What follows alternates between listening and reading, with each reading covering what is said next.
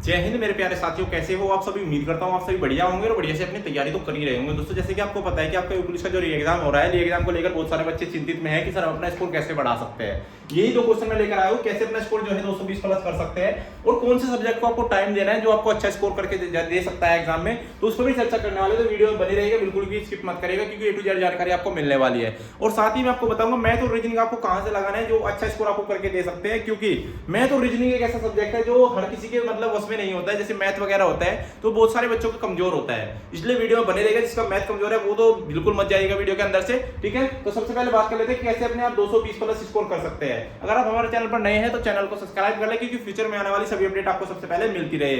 आइए चलते हैं बिना देरी के, सबसे पहले बात कर लेते हैं कैसे अपना 220 प्लस स्कोर कर सकते हैं। सबसे पहले बात कर लेते हैं, देखो आपको सीधी सी बात है कि आपको जो 4 सब्जेक्ट है वो सबसे पहले आपको समझना होगा कि हमारा सिलेबस क्या है, ठीक है। हमारा जो सिलेबस है सबको आपको पता है कि सब सिलेबस में सबसे पहले हिंदी है, उसके बाद आपका जीके एंड जीएस है, तीसरे नंबर पे आपका हमारा क्या है रीजनिंग है, और चौथे नंबर पे हमारा बात कर लेते हैं तो हमारा क्या है मैथ है। ये हमारा सब्जेक्ट वो है सब्जेक्ट, ये 4 सब्जेक्ट है। और इसके जो टॉपिक्स है वो आपको पता ही है, आपने लिख भी रखा होगा जो सिलेबस है। तो सिलेबस में सबसे पहले बात कर लेते हैं कि 37 क्वेश्चंस आपके हिंदी से आते हैं, 38 क्वेश्चंस आपके जीएस से आते हैं, 56 क्वेश्चंस आपके रीजनिंग से आते हैं और आपके 19 क्वेश्चंस आपके मैथ से आते हैं। ये सभी को पता है। आपको टारगेट क्या बनाना है, आपका टारगेट दिमाग में होना चाहिए कि 220 से ज्यादा ही स्कोर करना है, 220 से कम में आपका सिलेक्शन होने वाला नहीं है, ठीक है। तो सबसे पहले बात कर लेते हैं आपको क्या करना है। देखो हिंदी एक ऐसा सब्जेक्ट है जो हर कोई बच्चा कर लेता है। हिंदी बहुत इजी सब्जेक्ट है, वाकई में हिंदी बहुत इजी सब्जेक्ट है, बस थोड़ा समझने की बात होती है। बहुत सारे बच्चों के दिमाग में हिंदी आती नहीं है और जो एक बार समझ जाता है वो कभी गलती करता नहीं है। तो देखो हिंदी आपके 37 क्वेश्चंस है, आपको एक टारगेट ऐसा बनाना है जो निर्धारित टारगेट करके चलना है। अगर कोई मध्यम पढ़ने वाला मतलब ठीक ठाक सा बच्चा है तो वो 30 क्वेश्चन तो आप आराम से कर सकते हैं। तो कहीं ना कहीं अपना टारगेट बना के चलेगा कि आप 30 से 32 क्वेश्चन हिंदी में करके आए, क्योंकि ये जो आपका जो दूसरा पर्सन है ना, ये किस सब्जेक्ट को ज्यादा समय दे, वो यहीं से आपका क्लियर हो जाएगा किसको आपको ज्यादा समय देना है किसको नहीं देना है। वो मैं आपको वीडियो के एंड में बता दूंगा, यहां भी आप समझ सकते हैं। देखो हिंदी में आपके 30 से 32 आपको स्कोर करना है, 30 या 32, ठीक है। तो वो कैसे होगा वो भी बताऊंगा मैं कैसे होगा। उसके बाद बात कर लेते हैं कि जीके एंड जीएस में आपके 38 क्वेश्चंस आते हैं और आपने देखा होगा जो इस बार आपका पेपर हुआ था उसमें किस तरह की जीके जीएस पूछी गई थी, बहुत इजी लेवल की पूछी गई थी। जहां तक सभी बच्चों के जो बताया गया था कि कमेंट के माध्यम से अगर पूछा गया था तो जीके जीएस में सबका स्कोर 20 प्लस जा रहा था, सबका स्कोर 20 प्लस जा रहा था। कोई ऐसा बच्चा नहीं था कि जो 15-16 करके आया हो। उसके बाद रीजनिंग में आपके क्या आए थे 56 क्वेश्चन। रीजनिंग में थोड़ा मानसिक अभिरुचि से प्रश्न पूछे गए थे जिसमें बहुत सारे बच्चे कंफ्यूज हो गए थे। कितने कम से कम 10 क्वेश्चन भी थे और 12 क्वेश्चन भी मानसिक अभिरुचि से पूछे गए थे जो बच्चों ने पढ़ी नहीं थी और वो पेपर में आपके आई थी। इसलिए आपको क्या करना है, मानसिक अभिरुचि को तो आपको बिल्कुल इस बार नहीं छोड़ना है क्योंकि वही कंपनी आपका पेपर कराई है और वही कंपनी पेपर कराती है। तो पहली बार भी 10 क्वेश्चन तो कम से कम 5 से 7 क्वेश्चन इस बार भी देखने को आपको मिल सकते हैं। तो टारगेट क्या बनाना है, टारगेट आपको बनाना है कि 50 या 50 प्लस आपको यहाँ टारगेट बना के चल रहा है, ठीक है। उसके बाद बात कर लेते हैं मैथ में आपको 19 क्वेश्चंस आते हैं। जो मैथ कमजोर है, देखो जिसका मैथ कमजोर है वो 10 क्वेश्चन तो वो भी कर लेगा जिसका मैथ कमजोर है, लेकिन जो ठीक ठाक पढ़ने वाला बच्चा है वो मैथ में कहीं ना कहीं वो 15 से 17 क्वेश्चंस करके आएगा, जो बिल्कुल मतलब ठीक है, मतलब उसे पता है कि मैं मैथ में कर लूंगा। क्योंकि मैथ जो होता है फॉर्मूला बेस पूछा जा रहा है, बिल्कुल ये नहीं है कि कोई भी मतलब कि घुमा फिरा के क्वेश्चन पूछे जा रहे हैं, मतलब हार्ड लेवल के क्वेश्चन। तो ऐसा नहीं था, जो आपका पेपर का जो लेवल रहा था ना इस बार आपका वो इजी टू मॉडरेट की तरफ गया था, इजी टू मॉडरेट की तरफ आपका पेपर गया था और लास्ट में 5-7 क्वेश्चन आपके हार्ड भी रखे गए थे। ऐसा नहीं हार्ड नहीं थे, हार्ड भी क्वेश्चन रखे गए थे। तो ज्यादातर अगर बात करें तो कहीं ना कहीं 17 क्वेश्चन ये भी कर सकते हैं। अगर आप यहाँ से एक अनुमान लगाए, यहाँ से एक अनुमान लगाए कि आपने 30 या 32 क्वेश्चन आपने यहाँ से किए, 20 क्वेश्चन आपने यहाँ से भी कर दिए, कितने हो गए आपके। तो यहाँ से आपने हिसाब जोड़ा कि ये हमारे 52 क्वेश्चन हो चुके हैं, साथ ही 50 प्लस आप यहाँ से भी करने वाले हैं, 50 प्लस। उसके बाद 17 क्वेश्चन आप यहाँ से कर लेते हैं, ठीक है।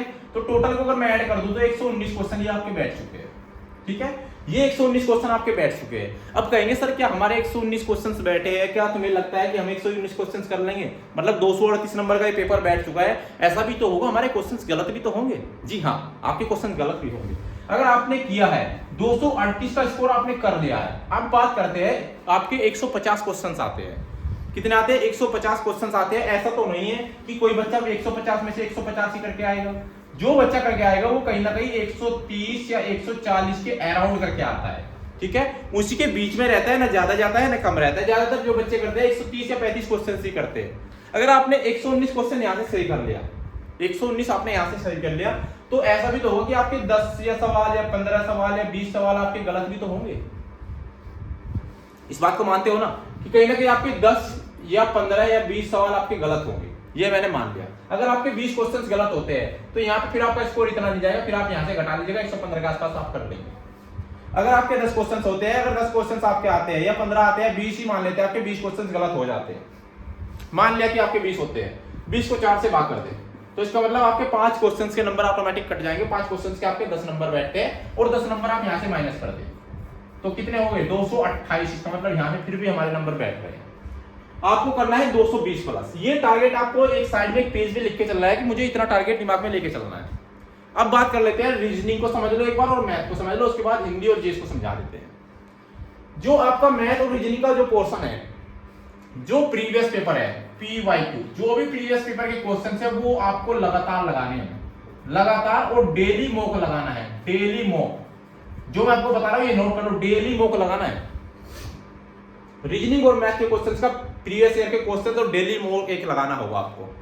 और जो इस बार आपके पेपर जो हुए थे 17 और 18 फरवरी को जो आपका पेपर हुआ था, जो आपका एग्जाम कैंसिल हुआ है, उसमें जो पर्सन पूछे गए थे वो पर्सन आपको मिस नहीं करना है, क्योंकि कंपनी वो ही पेपर करा रही है। उसका लेवल क्या है वो आपको समझ आ चुका है, किस तरह के क्वेश्चन पूछती है वो भी आपको समझ आ चुका है। इसलिए मेरे भाई ये गलती मत करना। जो आपके चारों शिफ्टों के जो आपके पेपर थे ना, उन चारों शिफ्टों के मैथ और रीजनिंग अगर तुम दबा के प्रैक्टिस कर दोगे तो कहीं ना कहीं अगर 75 क्वेश्चन आते हैं ना, तो इस बार आपके 70 क्वेश्चन आप आराम से करके आओगे इन दोनों सब्जेक्ट में।